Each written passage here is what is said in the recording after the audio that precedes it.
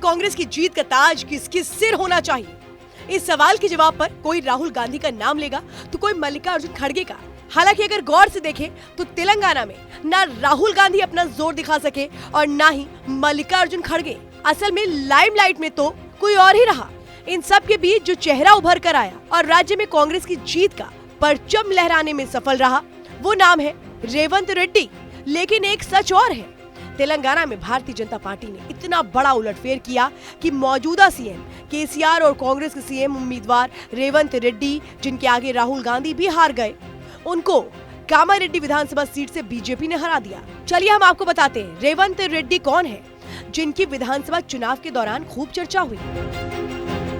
अनुमुला रेवंत रेड्डी का जन्म 8 नवंबर 1969 को हुआ था। सांसद बनने के बाद उनकी मुलाकात तेलुगु देशम पार्टी के चीफ एन चंद्रबाबू नायडू से हुई और फिर वो टीडीपी पार्टी में शामिल हो गए। 2009-2014 के चुनावों में उन्होंने कोंडल सीट पर बम्पर जीत दर्ज की। इसके बाद 2017 में उन्होंने कांग्रेस पार्टी ज्वाइन कर ली। फिलहाल वो तेलंगाना प्रदेश कांग्रेस कमेटी के अध्यक्ष हैं और मल्काजगिरी विधानसभा क्षेत्र का प्रतिनिधित्व करते हैं। बताया जाता है कि साल 2001 से ही बीजेपी ने तेलंगाना में अपनी पैठ बनाना शुरू कर दिया था। ग्राउंड पर भी बीजेपी की ताकत को बुलंद किया गया। राज्य में बीजेपी की बढ़ती लहर को देखते हुए कांग्रेस ने बैठकों का दौर शुरू कर दिया। इस बीच पार्टी की कमान रेवंत रेड्डी ने अपने हाथ में ले ली और तेलंगाना में कांग्रेस को मजबूत करने का काम शुरू कर दिया।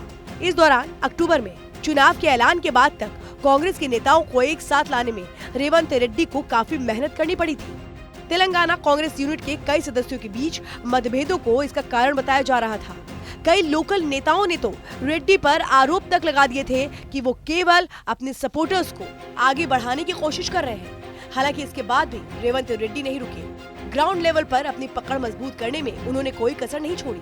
उन्होंने साल 2022 से ही निर्वाचन स्थलों का दौरा करना शुरू कर दिया था। चुनाव नजदीक आने के बाद तो उन्होंने एक दिन में 4 रैलियों को संबोधित किया। जब चुनाव के नतीजे आए तो भले ही 3 राज्यों में कांग्रेस को हार का सामना करना पड़ा, लेकिन तेलंगाना में कांग्रेस को जीत मिली, जिसका पूरा श्रेय रेवंत रेड्डी को दिया जा रहा है।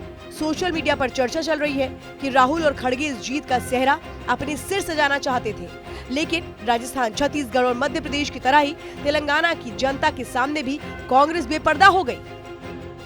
सोशल मीडिया पर लोग कह रहे हैं कांग्रेस परिवारवाद से निकलना नहीं चाहती। राजस्थान, मध्य प्रदेश और छत्तीसगढ़ में कांग्रेस की इसी सोच ने उसका सूपड़ा साफ कर दिया। राहुल की भारत जोड़ो यात्रा भी बेअसर रही, क्योंकि कांग्रेस का परिवार मोह अभी तक भंग नहीं हो पा रहा है। ऐसे में इस चुनाव से कांग्रेस को सबक लेने की जरूरत है।